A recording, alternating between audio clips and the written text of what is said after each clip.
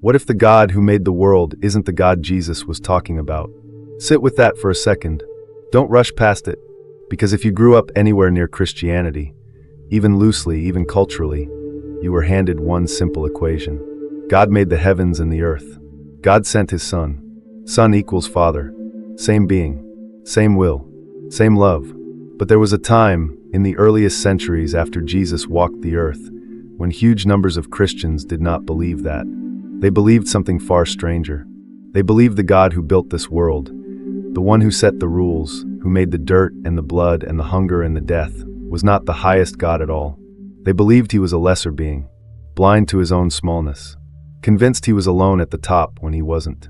They called him the Demiurge, and they believed Jesus didn't come to obey him. Jesus came to expose him. This isn't fringe internet theology. This is real history, buried in real texts, found in real jars in the Egyptian desert. For centuries, the mainstream church made sure you'd never hear this version of the story. Today you will. I want to walk you through the God behind the God, the war inside the New Testament that most churches quietly stepped around. And by the end, I think you'll look at the word creator a little differently. December 1945. Upper Egypt.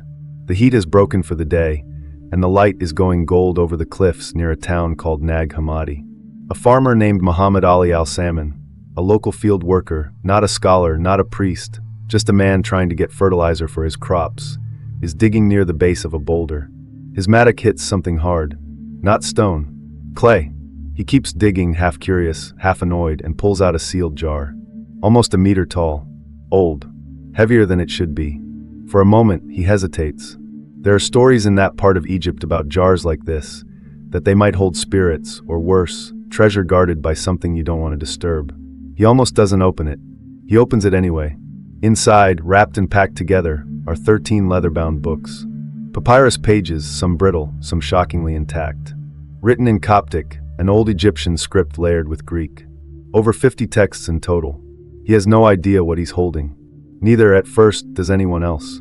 It will take scholars years to understand that this farmer, digging for fertilizer, just unearthed one of the most important religious discoveries of the last 2,000 years. A library. Hidden. Sealed. Buried on purpose, likely by monks trying to protect it from being destroyed after a bishop ordered heretical writings burned. Here's what stops me every time I think about this. Somebody loved these books enough to bury them instead of burning them. Somebody took the risk. That single choice is the only reason we're even having this conversation today. Because inside those jars was a version of Christianity that almost nobody alive had heard of. Gospels that never made it into your Bible. Letters. Secret teachings. And running through nearly all of them, one idea kept surfacing again and again, like something trying to climb back up out of the sand.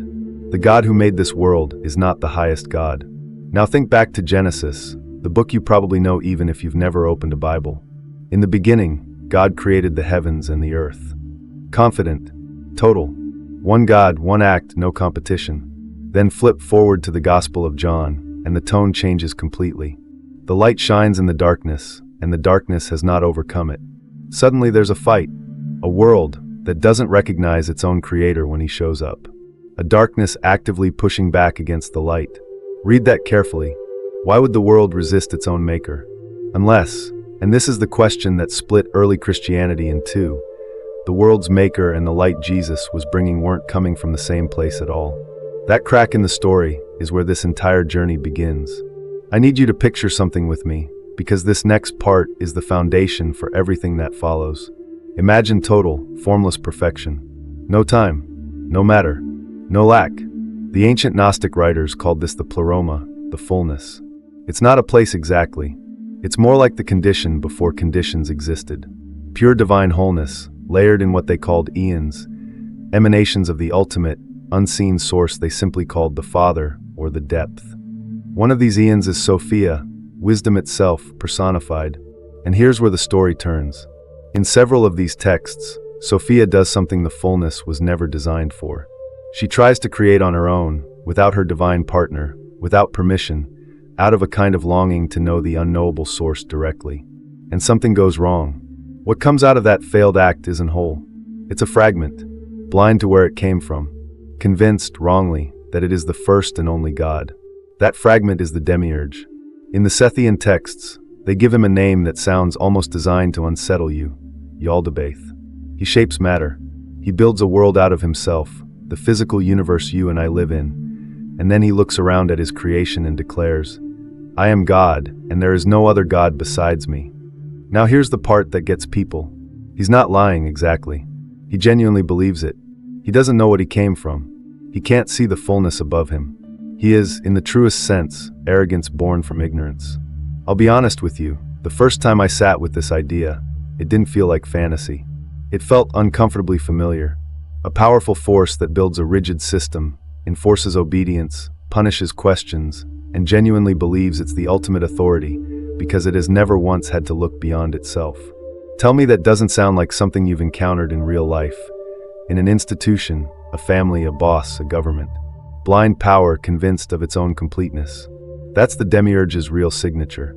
Not evil in a cartoon sense, just limited and unwilling to know it.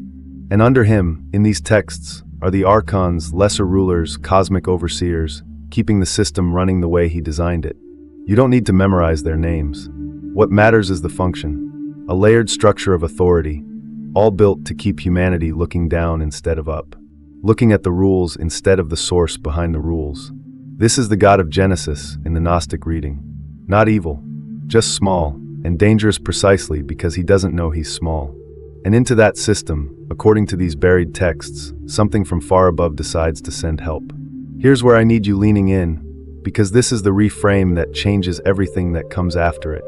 In the Gospel of Thomas, one of the texts pulled from those Nag Hammadi jars, a collection of sayings attributed directly to Jesus, with almost no narrative at all, just his words, Jesus doesn't sound like someone confirming the system. He sounds like someone trying to pull people out of it. The kingdom of God is inside you, and it is outside you. Not up in the sky, waiting behind the Demiurge's throne. Inside you, already there. You just can't see it yet. In the Apocryphon of John, another text from that same buried library, the framework gets even more direct. Jesus appears to John after the resurrection, in a vision, and explains the entire structure of the fullness, the fall of Sophia, and the blindness of the one who made the material world. He isn't teaching obedience to that maker. He's teaching people how to remember what came before him. Gnosis, in Greek, direct inner knowing, not belief handed down from an institution. Knowledge you recover from inside yourself, like waking up from a dream you didn't know you were having. That's the real weight of this. In this framework, Jesus isn't the obedient son of the world's architect. He's a messenger from the fullness, slipping into the Demiurge's system to hand people the one thing that system was never built to give them, the truth about where they actually come from. You start to see it differently once you know this. My kingdom is not of this world stops sounding like a vague spiritual comment. It sounds like a direct statement of allegiance to a different source entirely than the one running things down here. I am the light of the world stops sounding like a title. It sounds like a location. The light didn't originate here. It came from somewhere else, and it's telling you so, out loud in public. Let me be honest about where I land on this. I don't think Jesus came to make peace with the God of this world. I think he came to quietly declare there's a bigger Father than the one everyone assumed was running the whole show. And that declaration was the most dangerous thing he ever said. More dangerous than any miracle. More dangerous than any parable. Because it wasn't asking people to behave better inside the system. It was asking them to stop believing the system was ultimate. This wasn't a fringe idea in the 2nd century, by the way. A teacher named Valentinus, a brilliant Christian thinker in Rome who came shockingly close to being elected bishop of the entire city, essentially the top religious authority in the Western Church, taught a fully developed version of this theology. Not on the outskirts, near the very center of Christian power. For a while, this wasn't heresy. It was almost mainstream. Think about how different your entire spiritual inheritance would look if that election had gone the other way. It didn't. And that's the next part of this story. You need to understand something about how new movements survive. It's rarely the most beautiful idea that wins. It's the most organized one. By the middle of the 2nd century, Christianity wasn't one thing. It was dozens of overlapping communities, each with their own gospels, their own teachers, their own understanding of who Jesus was and what he came to do. Some of those communities held this Gnostic framework. Others held something closer to what became the Orthodox line. One creator, one God, one clean hierarchy from father to son to church. A bishop named Irenaeus of Lyon became the loudest voice against the Gnostic view. He wrote a massive work called Against Heresies, systematically attacking these teachings point by point. And here's the strange gift buried inside his attack. Because he quoted so much Gnostic material in order to refute it, his writing became, for over 1,000 years, almost the only surviving record of what these communities even believed. The man trying to erase them accidentally preserved them. Irenaeus wasn't wrong to worry about the confusion multiple gospels and multiple gods could cause a young, spreading faith. I want to be fair here, a faith trying to survive persecution, trying to spread across an empire, genuinely benefits from a clear, unified message. One God, one story, one chain of authority you can hand down consistently, in every language, to every new convert, without it fracturing into 100 private revelations. But clarity and truth are not always the same thing. Sometimes the version that wins isn't the version that was right. It's the version that could be organized, replicated, and enforced. Once church councils began formalizing which texts counted as scripture, the outcome was set before the debate even really began. A single creator God, unchallenged and unquestioned, was simply easier to build an empire-wide institution around than a layered cosmology, where the God who made the world might not be the highest authority. Obedience is easier to teach than paradox. Certainty spreads faster than mystery. So the Gnostic Gospels were declared heretical. Copies were ordered destroyed. And somewhere, in a monastery near Nag Hammadi, someone who loved these texts too much to burn them sealed 13 books in a jar and buried them in the ground instead, probably never imagining that 17 centuries later, a farmer looking for fertilizer would hand them back to the world. I don't tell you this to make the early church into a villain. I tell you this because it's a pattern you can watch play out again and again, in religion, in politics, in your own life.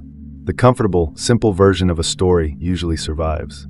The complicated, unsettling version usually gets buried, not necessarily because it's false, but because it's inconvenient to the people holding power. And once you notice that pattern here, in the deep history of your own faith tradition, you start noticing it everywhere else too. I want to bring this all the way home now, because none of this matters if it just stays ancient history to you. Here's the question underneath everything I've just told you. What if the God ruling your inner world right now, the voice that tells you what's allowed, what you're worth, what reality even is, isn't actually the highest truth about you? What if it's just the loudest one? Because that's really what the Demiurge represents, underneath all the myth and the strange names. Every system you were born into, your family's rules, your culture's expectations, your own inherited fear, can start to feel like the entire universe. Total, unquestionable. I am God, and there is no other besides me, said by a system that convinced you it was the only reality that existed. Gnosis, in that light, isn't some obscure ancient ritual. It's the moment you realize the walls you thought were the edges of the world were never the edges at all. They were just the limits of what one blind authority could imagine for you. I'll be honest with you about what studying this did to me. It didn't destroy my sense of the sacred. It rebuilt it. It made me suspicious of any voice, internal or external, religious or not, that demands total obedience while forbidding the question, is there something bigger than you? That question, in this framework, isn't rebellion. It's the entire point of the light showing up in the first place. You don't have to accept every detail of Sethian cosmology to feel the emotional truth underneath it. Something in you has probably felt, at some point, like the rules you were handed weren't the whole picture. Like there was a fullness behind the fragment you were raised inside. That feeling has a name now. It's ancient. It was buried in a jar in the desert for 1,700 years. And it survived anyway. So here's what I'll leave you with. The next time something in your life speaks with absolute, unquestionable authority, a belief, an institution, even a fear that's ruled you for years, ask it the one question the Demiurge could never survive being asked. Is there something above you? That's the crack Christianity spent centuries trying to seal back up. And now you've seen it. If this pulled you in the way it pulled me in when I first found it, don't just scroll past it. Sit with it, maybe rewatch the part about Sophia and the pleroma, because that's the piece most people underestimate on a first watch. And if you want to go deeper into what was buried in that Egyptian jar, I'm doing a full breakdown next on the Gospel of Thomas.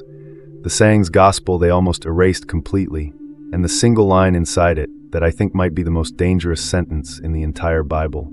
Subscribe if you want to be there when I open that one up. This story isn't finished.